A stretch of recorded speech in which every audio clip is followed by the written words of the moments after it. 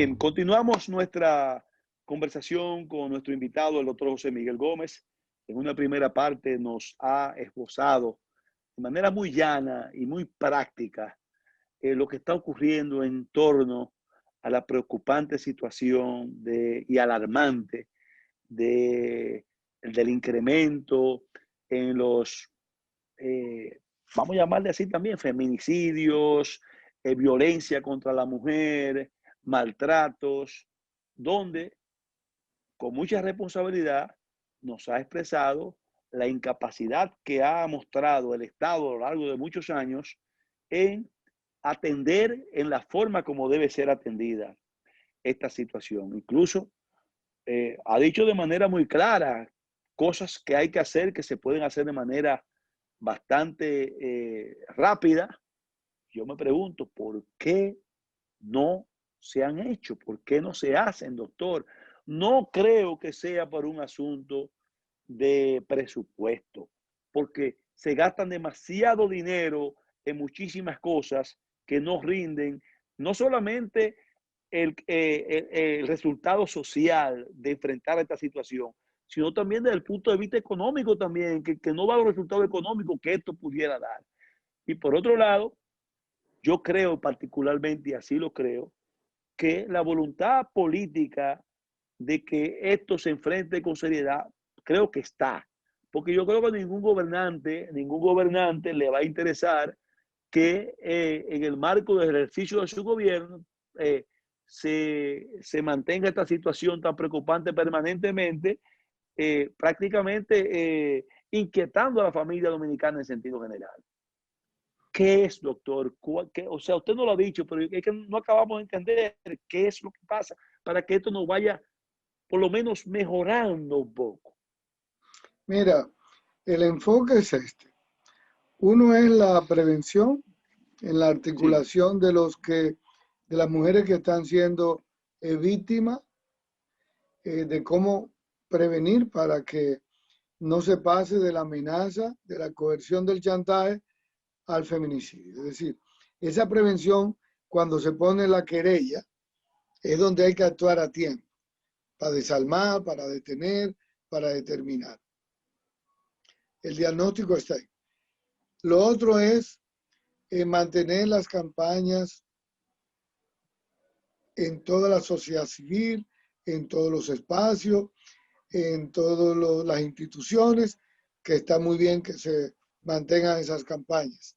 El tercer nivel es más casa de acogida para darle respuesta a tantas mujeres en provincias, en comunidades que están siendo víctimas de maltratos, que no saben dónde meterse ni dónde ir, porque la buscan donde sea, y entonces hay que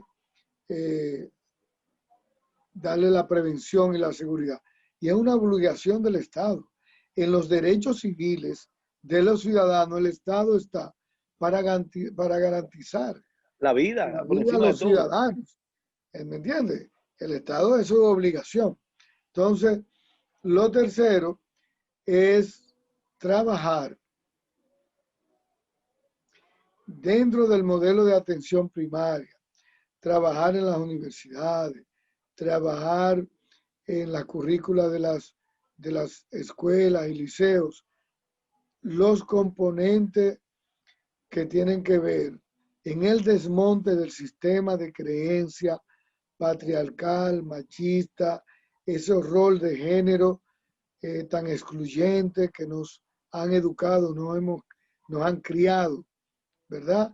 Esa forma posesiva, esa manera de relación de amo-esclavo, esa relación de poca tolerancia, de falta de cultura de convivencia pacífica, de cultura del trátame bien, no me dañe, no te daño, y que quien dice que te ama te cuida y te protege. Es decir, todo eso hay que trabajarlo, porque es de la única manera que tú vas a desmontar de una cultura patrifocal machista de siglos para ir reeducando en ese contexto a muchos hombres que todavía persisten con esos sistemas de creencia. Doctor, vamos a, que volvamos a este tema un poquito más adelante. Vamos a tocar otro aspecto también que se ha venido discutiendo y hablando durante muchos años, pero lógicamente en los últimos días se ha estado como noticia de primera plana en prácticamente en todos los niveles, a nivel congresual, a nivel de opinión pública, a nivel de la propia familia, qué es lo que tiene que ver con el matrimonio infantil. El matrimonio infantil, doctor, en cierta forma, usted nos va a explicar, porque usted es el invitado nuestro y queremos que nos diga, es también otra variante de cómo se ejerce la, vamos a decir, el nivel de posesión de parte, en la mayoría de los casos, y yo creo que siempre, de parte del hombre hacia la mujer también. ¿Cuál es la situación real de este tema? Que yo particularmente, siempre como legislador y después que dejé de ser legislador, fui un opositor férreo y contundente a que se mantuviera el matrimonio infantil en ninguna de sus vertientes, pero según usted, ¿cuál es su opinión en ese sentido? Mira, hace un mes yo escribí sobre el matrimonio infantil y producto del escrito y una denuncia que hice, hasta la primera dama, Raquel, y el presidente, Luis Abinader, habló de que en su gobierno, antes de los 100 días, él iba a solicitar al Congreso de que eso no pasara. Se comprometió públicamente el presidente del país. Porque ese sí es un acontecimiento de nueva esclavitud moderna,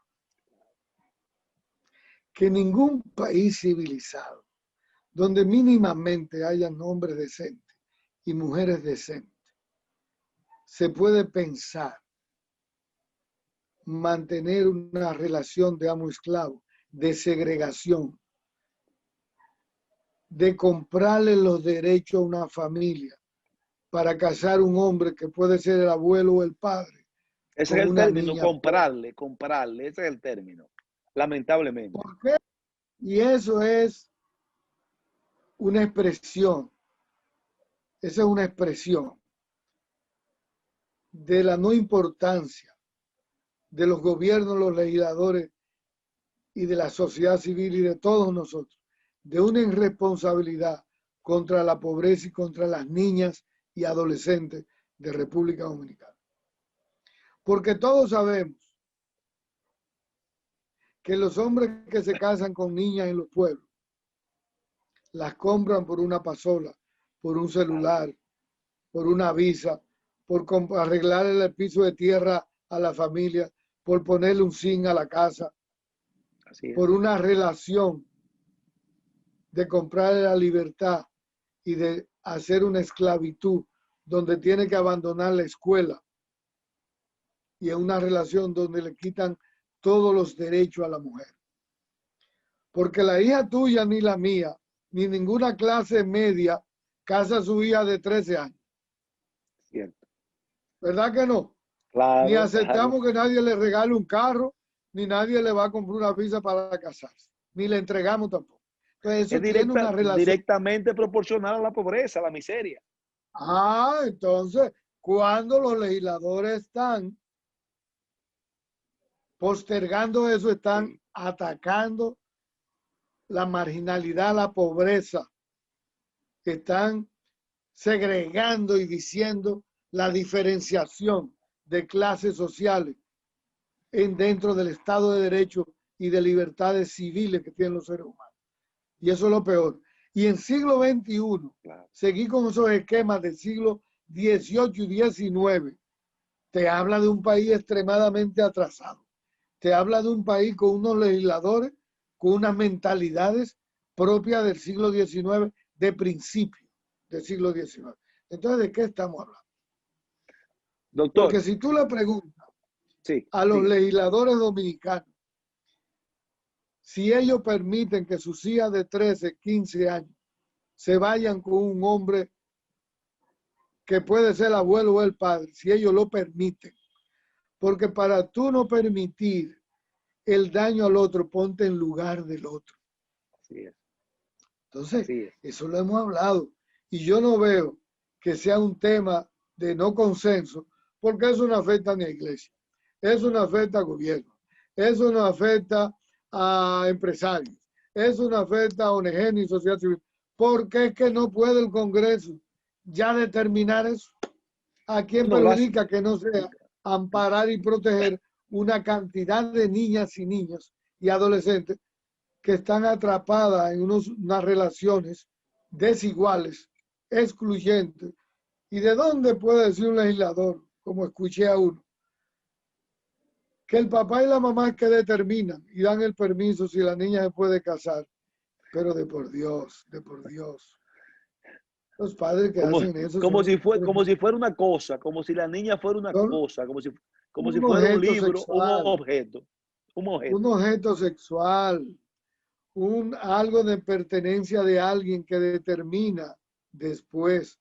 Entonces, por favor, yo espero que esta semana eso lo resuelva, No, porque eso doctor, a nivel mundial, déjeme decirle, doctor, que gracias a Dios, por lo menos ya en la Cámara de Diputados, se aprobó la eliminación del matrimonio infantil, el famoso aquel artículo 140, sacarlo también del artículo 146.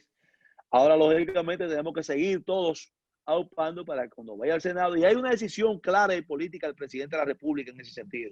El presidente de la República incluso anunció que a principio de semana, que la semana que se inicia ya mañana, va hasta hablar sobre las sanciones correspondientes y proporcionales que él entiende que deben incluirse en la ley para solucionar este problema. Ahora, doctor, ¿y aquellos que utilizan, y quiero su opinión en ese sentido, que dicen que en los casos de que un joven de 16, una joven, perdón, de 16 años o de 17 años, que es menor de edad a los 18 años, de 17 años, tiene una relación con un joven de 18 que ya es mayor de edad, o de 19, pero que prácticamente son contemporáneos? Hay algunos que alegan que ya eso, ahí rompe un poquito el esquema de que se trata de un matrimonio en el sentido, según ellos, absoluto de la palabra, infantil, porque es una jovencita de 16, 17 años con otro jovencito de 18 o 19 años, porque ya es adulto. ¿Cuál es su opinión en ese sentido, doctor? mira, la mayoría de adolescentes y de adultos tempranos en las relaciones afectivas emocionales eh, están teniendo relaciones sexuales. En la República Dominicana, Exacto. en todos los estudios, se inician a los 13 y a los 14 años en tener relaciones sexuales, tanto hembras como varones. Y por falta de la educación sexual integral en la escuela, que no queremos la educación sexual, lo afectivo sexual, entonces siguen las niñas mayormente de la pobreza y de la exclusión embarazándose. Con el agravante de que en República Dominicana muchas de las adolescentes que se embarazan abandonan la escuela, se quedan más pobres, tienen que tener un niño en una casa de una familia pobre, ella es pobre, el niño va a ser pobre y quedan condenadas 3 y 4 generaciones en pobreza. No así para el varón que se queda yendo a su escuela, que se queda en su casa, se queda en la comunidad y más fácil se inserta en la labor productiva. Fíjate que es una desigualdad de género, es una inequidad de oportunidades, es una falta de implementación de políticas humanas integrales entre unos y otros. Ahora, si tienen relaciones sexuales entre dos jóvenes de edad, ahí no hay matrimonio infantil. Porque en esa relación no hay una relación contractual donde yo te compro derechos y te quito derechos. Porque ese muchacho no le está regalando un carro. Ese muchacho no le está poniendo el techo de zinc ni cemento a la casa de los padres, ni le está ofreciendo otras cosas. Pero fíjate también que ese fenómeno se da dentro de pobreza y de exclusión. Entonces, Sí. es un problema de inequidad. Y por eso es que tenemos que trabajar con políticas públicas integrales. Integrales, no con una visión para unos y para otros, no para derechos para Exacto. uno y para desconocer los otros, que son integrales para todos. Claro.